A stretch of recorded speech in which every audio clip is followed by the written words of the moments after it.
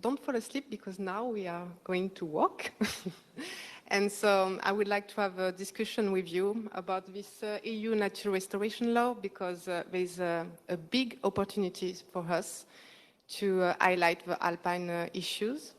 And so I would like to go deeper on this EU natural restoration law with you and discuss all the targets, all the ecosystem, all the indicators that we want to be provided by the member states. So I will go slide by slide, but I will stop and I will ask you some questions because we really want to have your feedback about it. What do you think? What we have to do? What is it feasible at the technical level, strategic level? So it's super important to have this dynamic now around the discussion. So first of all, I just wanted to talk about this alpine biogeographical region because as you know, certainly, and as you can see, there is several biogeographical regions in Europe. So you can see all the colors, and of course we have the alpine region in purple. And of the 200 habitats listed at a European level, half of it are present in the alpine region, and 79 are present in the Alps. It means that even if the area of this region is smaller, there is a lot at stake in saving it. But the alpine region extends over all the mountains region of Europe, and it's not restricted to the Alps. This can pose a problem of coherence if we wish to focus strictly on the Alps, and if you want to use the data, the reporting of the member states at this level. For example, in France, the Alpine region concerns les Pyrénées, but also the Alps. In Italy, it concerns les Apennins. I don't know how you say it in Italian, but les Apennins and the Alps, of course. And for Slovenia, we have the Carpaths and the Alps. So we mix a little bit the ecosystem. It's still mountain, but maybe it's different at the end. So my first question to you is, do you think if we use the data of the reporting of member states at this level, alpine biogeographical level, it will represent or not the biodiversity of the Alps? Is it enough? Do we have to go deeper and have like specific entry on the Alps or not? So, what do you think? We have a very good sampling of experts, so don't tell me that you don't have like an idea about that. Who wants to start? Daniela?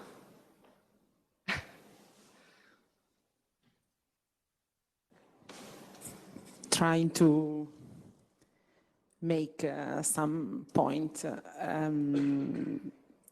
In my opinion, there are a big difference from the alpine biogeographical regions, but we have to take in account all the territory because we are learned also in the Gestire that when we do a project, a small project, especially dedicated to reconnect prioritized areas or nature sources, the connection between are very important, and the development and transformation of territory are the most affected, come si dice, impattanti, scusate.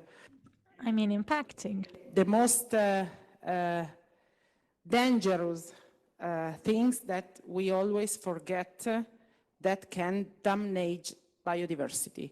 So we have to take into account a big territory, although the biogeographical area of the alpine region has its specificity. Yeah. Someone else want to react?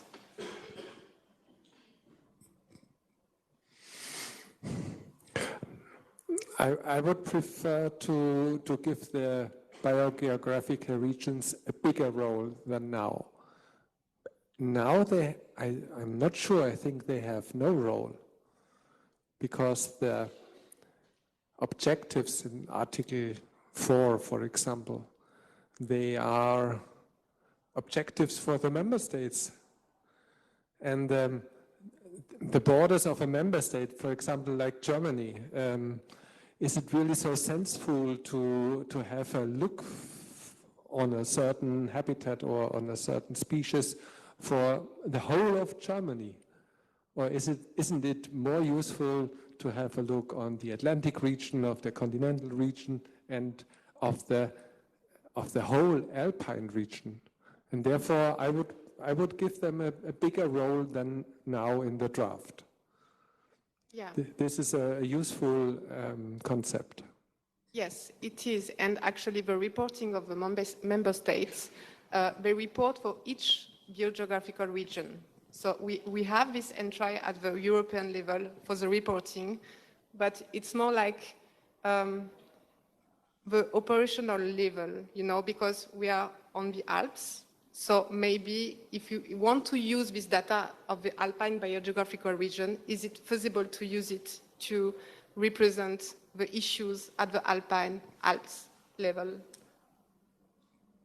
But I understand what you mean. It's also super important to have in mind that there is like connectivity that we can see, maybe not with like the north, but in the central of Europe. And with this color, you can really understand that it's not something like with administrative like borders. But we can go further with other slides. So I continue. Just after we're going deeper in the EU Natural Restoration Law, don't worry. So for this one, this is actually the report, the last report. The next one will be in 2024. And so it's super important to understand that this new law on natural restoration relies on this evaluation of the conservation status of the habitats directive, for which each member state has to report every 6 years. So this report focuses on the assessment of the conservation status of habitats and species, and for each biogeographical region. So it means, for example, you have, for the same habitats present in the continental region and in the alpine region, at the end you're going to have 2 evaluations. So this is a good thing. We have a real entry on mountain. And so here, as you can see, the last reports are not good at all. They estimate that 80% of habitats, just here, in red and yellow, are in poor and bad status. And the estimation of area that we need to be improved or create are between 10,000 and 30,000 square kilometers. So from 1 to 4% of the area of the alpine region. So it's huge. So from this report, now the EU Natural Restoration Law tried to push for targets. And now I think it's super ambitious, super interesting, but we need to be prepared because it's going to be fast. And then each member state has to prepare like national plan of restoration. And so the opportunity is now, in the next 2 years, and then it's done. So for the Alps, I think we have this huge, huge opportunity, and we have to push at a strategic level, but also with a technical level, because we can promise some things at a political level. Yes, you can do it, we can coordinate national plan restoration, but we need the technical level as support, telling us, yes, you can do it, but be careful with that, maybe it's better with this type of measure, etc. So the discussion from now, it's all about that. Is it feasible? How we can do it? So Irina talked earlier about the objectives. So there is 2 types of objectives. Sorry, I just changed my slide. So there is specific objectives that focus on surface target, Article 4 and Article 5. And then you have other objectives focuses on indicators for several ecosystems. This is urban ecosystem, river connectivity, pollinator, agroecosystem, and forest. So this is two parts of the EU Nature Restoration Law. So concerning the surface target, Article 4 and 5, so this part, it concerns all the habitats listed in the directive, Habitats Directive. So we have 200 habitats in it, 6 groups and 200 habitats.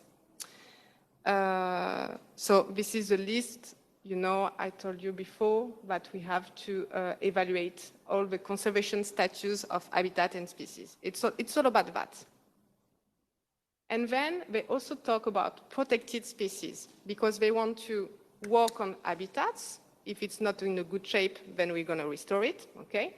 And then we have protected species, and for this part, they want to work on the habitats of this specific protected species and see how we can like reconnect the thing, and it's like another way of thinking, if I can say. So this surface target, Article 4 and 5, up.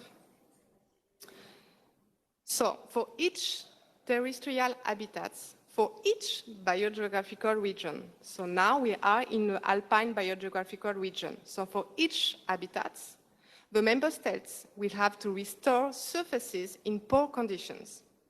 First deadlines, 30% by 2030, okay, and then 2040, 60%, and then 2050, 90%. Is like super ambitious. Even me, I'm not sure we're gonna make it. So they must, this member state must also implement restoration measures to recreate surfaces, okay? Because we are talking about this favorable reference area. For each habitat, you have normally a favorable reference area. It means like an area where your habitat it feels good, if I can say it like that. So if the area are not enough, you have to recreate it. But more than that, there is also the obligation to continuously improve the condition of surfaces being restored. So it's not just you have to restore, then you have to be sure that it's not going to be degraded again. So you have to put some measure around that also. And I think that's all for this Article 4 and 5. So it's super ambitious. And now I would like to talk with you. Do you think these global targets are relevant for the Alps? I suppose yes, but the alpine issues are really representative in these targets or not? What do you think? Is it feasible for you? Do we have to change the target? Because maybe, I don't know, 30% is not enough. It's too big. I don't know. Yes, Raymond.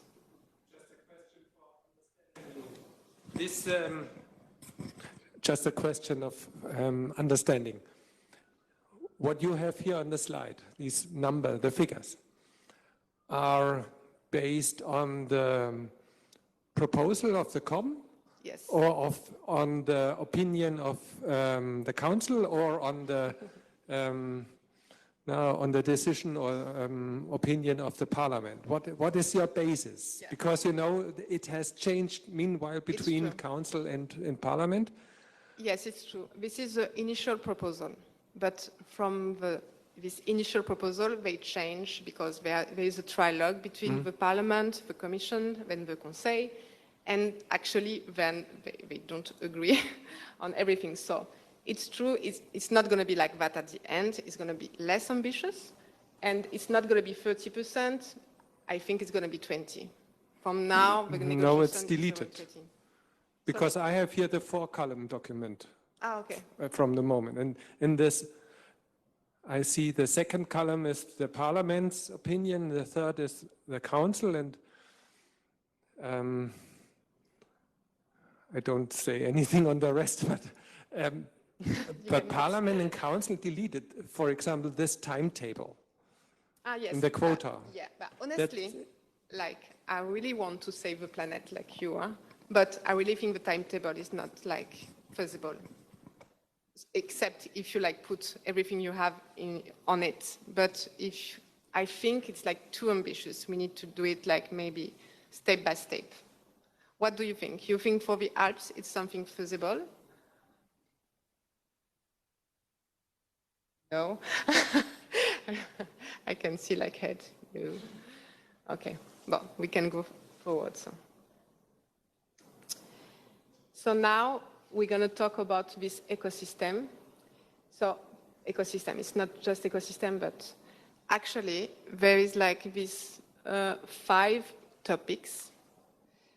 For them, they want to ask member states to provide indicators to follow the trends of biodiversity. So we have urban ecosystem, river connectivity, so it's not about the ecosystem, but just about the connectivity in the river, pollinators, agroecosystem, and forest ecosystem. So the choice of the indicators are based on 2 principles.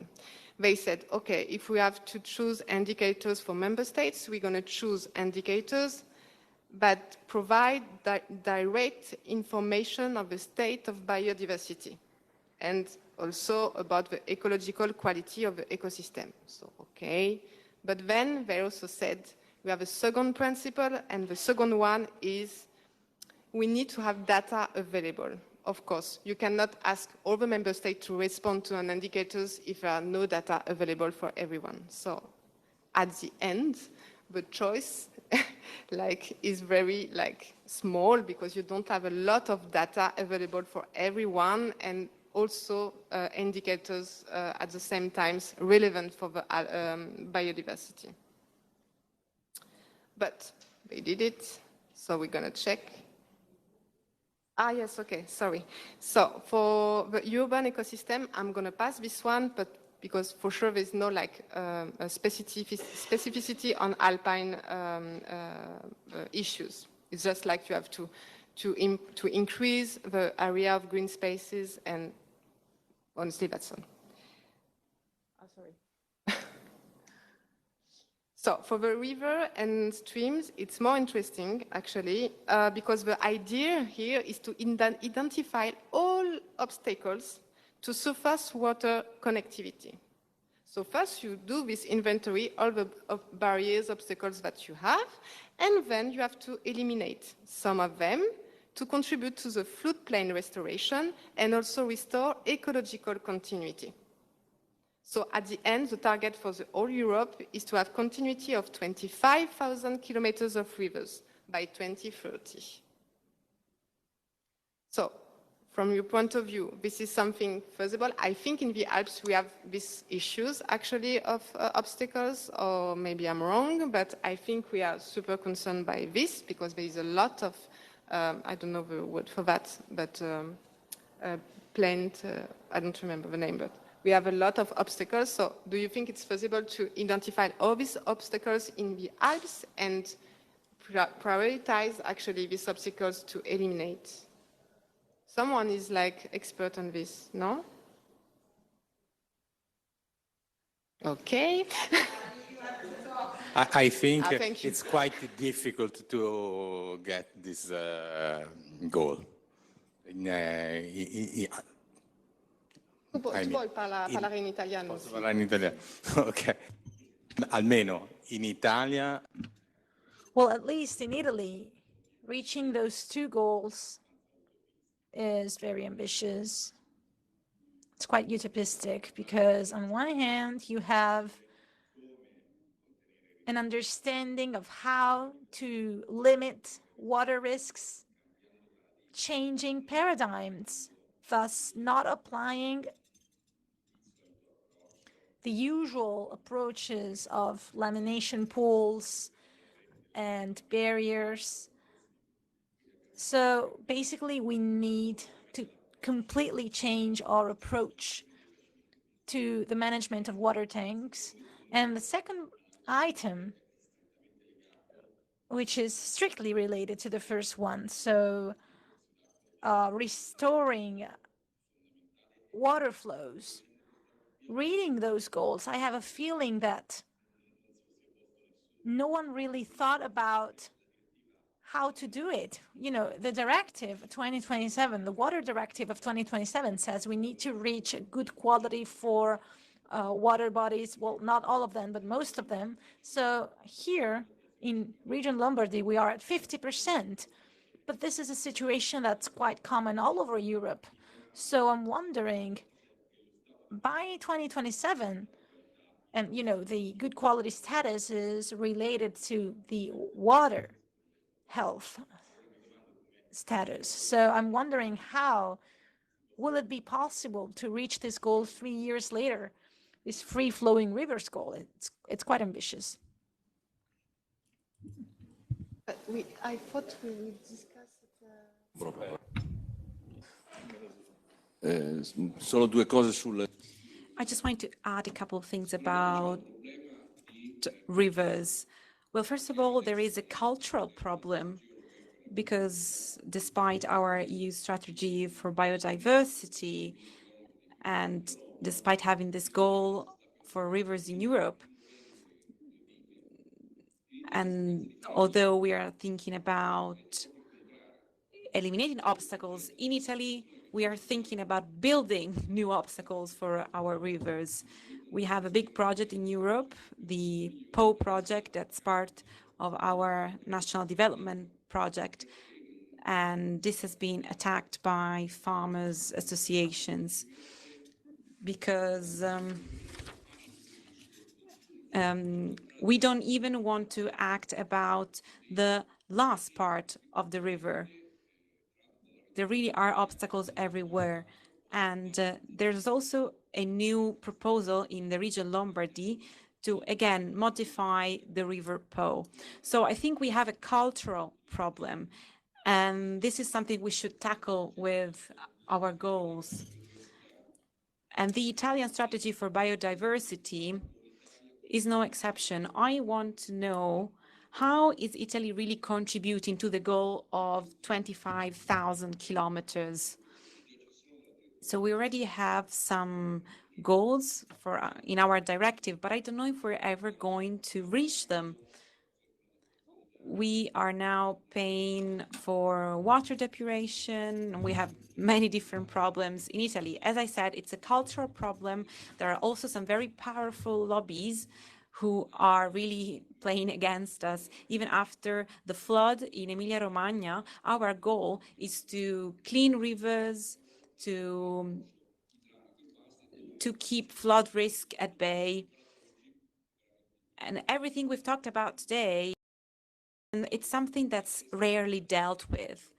And so we hope things are going to change, maybe by involving farmers' associations and other associations. Maybe we will be able to get some results.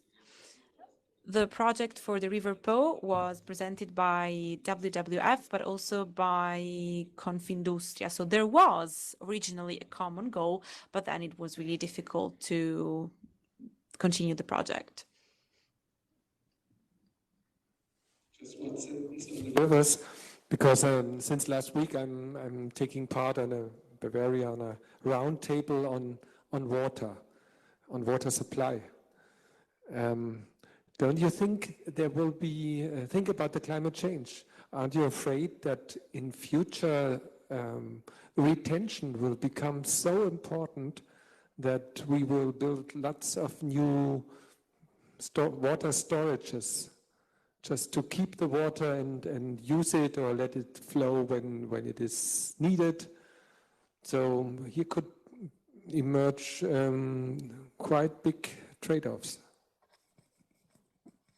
Yeah, very interested. I just try to structure a little bit. We have another hand up there.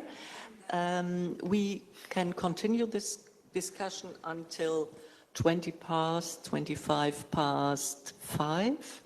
And so I hand over to the gentleman first, and then Claire will continue. Yes. Allora, scusate, non ho potuto ovviamente... Sorry, I wasn't able to follow the whole discussion because I don't really speak English. And also in a few minutes, I have to leave. But I wanted to go back to what Mattia was saying and to what you were saying about rivers. So conflict of interest, facilitators, as management bodies, we were able to have a dialogue on conflict management, but then we didn't really reach any goals because as management bodies, we are left alone. My colleague was mentioning farmers, but I could talk about other stakeholders that we could work with, we could find a common goal, but even with the LIFE project, we were not able to resolve conflicts, even when we use facilitators. And this is a really tough situation. And when I talk about stakeholders, I'm also talking about politics, about administrations, municipalities.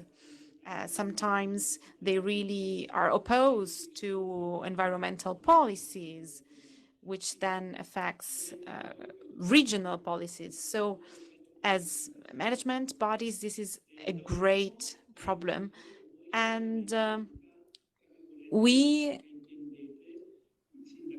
are also lacking a sort of representation, a trade union that we could rely on in times of difficulties, not just for conflict resolution, but for all those situations, projects. Luckily, we're also able to take part in an RDP project that was very important. But in other situations, we were really left alone, and regional administrations were very fragmented. It was difficult to look at protected areas in this way. We hope that things are going to get better, but this is what we hope for the future, that is having a common structure that can help us with governance from a naturalistic and political point of view. And in times of conflict, we really need to have a third party that we can work with to facilitate and to resolve conflicts during negotiations. It's like selling weapons to someone and then hoping we can have a peace negotiation. And of course, I'm not really talking about anything specific. Thank you. Very interesting. And I wanted to add something else. So working on governance is fundamental, especially at this time. At EU level, handling protected areas is getting more and more difficult because we have to really make protection measures more precise. It's something we are working on these days on making conservation measures more precise and more specific to the single protected area. But usually conservation measures can only be implemented if more parties are involved, not just the main management body. Just one brief example. We are managing Apennine and Alps areas, and we have to manage waters. So as management bodies, we of course need to have areas in water in protected areas. For example, to protect Lontaneta habitats. We were talking about this morning. But that water is not directly managed by us. It's managed by other organizations, other associations. So this is fundamental. Even if we are improving conservation measures, we still need to work on our management plans. This has been the main tool for years, where it was possible, because in some protected areas there were just too many conflicts to have a common management plan. But at this point, we really do need to remove obstacles we were talking about before. Otherwise, it's too difficult to apply the same conservation measures when they are not directly managed by local bodies. Recommendation that we're going to have at the end, this conflict of uses. So yes, thank you so much. Thank you so much, super interesting. So I go further because I have my time clock. So pollinators, for this one, I would like to talk with you about that because also here we have a good opportunities. Actually, the idea is to reverse the decline in pollinator population by 2030 and of course improve population status. To do it, the EU Nature Restoration Law will be based on the EU pollinator initiatives. So this policy framework provides us several tools. So first, the idea is to identify and localize key pollination area. So it seems because the work has already begun, and one of my French colleagues told me that actually the Alps are overrepresented in this key pollination area. So this is important to know because for sure for you, maybe it's like something that you know, but I didn't know.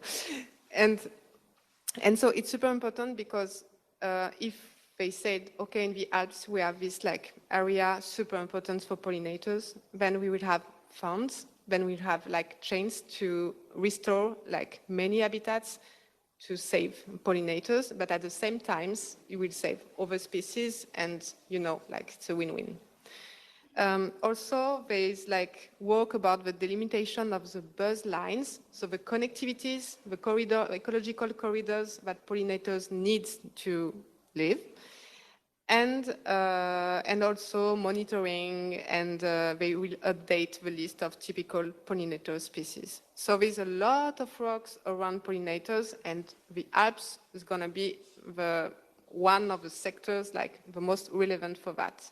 So we have to keep it in mind, and I don't know if you have like reaction about it, but it will be something that we can like go for it. Okay. I go. The next one. So this one is very sensitive, agro ecosystems. Alors, I think this one is very sensitive at strategic level, as you can know. So actually, for sure, this article won't stay as it is. And the Parliament asked for its removal. So I don't know what's going to be at the end, but there is a target about that. So at the initiatives, the European Commission proposed some indicators to follow the biodiversity trends in the agroecosystem. So we have grassland butterfly index, farmland bird index, soil organic carbon stock, and also agricultural land with high diversity landscape features. So, and there is also a target around peatlands.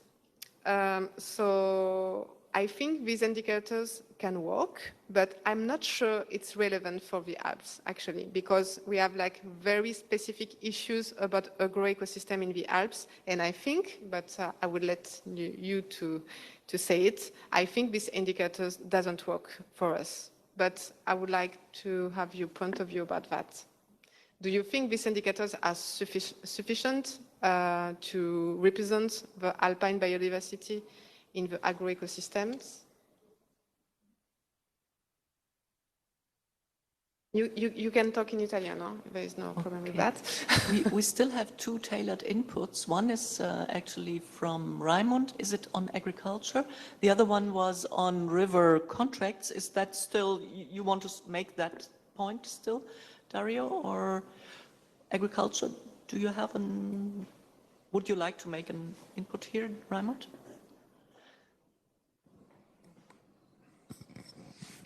that was more general. That was more general comments on the relation, cooperation, or confrontation between environment and agriculture. That was not specifically to Article 9. It's more a governance-oriented input. Would you like to say a few words on that? As it fits to the topic of agriculture. Okay, I can try if I find my notes again. So, when farmers feel something sometimes not treated appropriately by the environment sector. So I have here some recommendations for better cooperation between these two important sectors. So first step is always a communicating step, reach out to the other sector. So go actively and explain what is needed and why. This is often missing. This is it's not in value for itself. Some amount of habitat or so. So explain what exactly is needed and why it is needed. Work together to find solutions that are acceptable or even synergistic to the others. That's a good case. But if there are no such solutions, and that could be very realistic if there are no such solutions, and the biodiversity must have priority for good reasons, then recognize those who are affected, recognize them, and don't try to belittle them, to push them away, to marginalize. Recognize it. Don't leave them alone with their situation and with the consequences, and continue the search for a milder solution, for example, by research and development. Maybe we will find in future, for example, the facilitator will find a solution that could diminish the pains for the farmers, and then switch to that better solution. So, but the crucial is, if it is necessary the priority for biodiversity is necessary, then tell the truth and don't push the farmer away. Tell the truth why it is necessary and help him to go on. This is a cooperation of sectors. What I meant with cooperation of sectors, I have here for cooperation within levels and cooperation with neighbors. Maybe we come to that point later. Thank you. I think these are important points also already for the recommendations we come to. Now, do you want to make your final slide? And then we, sorry, and Yes, then yes, we yes, okay. switch to Dario? Yes. Thanks. Just like the last ecosystem is about forest. For this one, I think the indicators that we choose is more like to approach the idea of the old growth forest, because we have this like standing and ground deadwood, irregular high forest. So I think they have in mind this like new. I think it's a directive to identify and localize all the old growth forest and to protect it. So I think it's more about that. And then we have the national plan restoration content. So each member state has to prepare the national plan restoration. They have 2 years to do it. It's going to start under 2024 and it's going to last for two years.